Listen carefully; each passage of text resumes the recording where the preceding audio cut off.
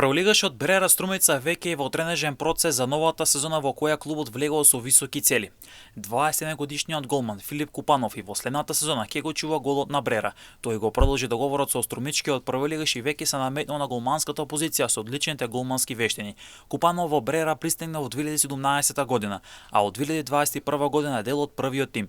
Истата година една полусезона беше на позајмица во Радовишке и Детонит. Следната година една полусезона беше на позајмица во Беласица, а во 2023 година е стандарден правотимец во Брера.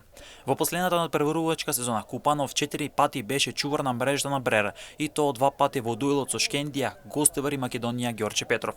Живко Крстев и Марио Костов, кои се членови на волинскиот тим на Брера, потпишаа договори за настапи во иднина во тресот на Брера. Двајцата фудбалери кои имаат по 19 години и кои настапуваат во Молдинската Суперлига, а со своите перформанси и талентот им се отвара вратата за првиот тим, а Брера им дава можност на младите и ги договара и за војнина.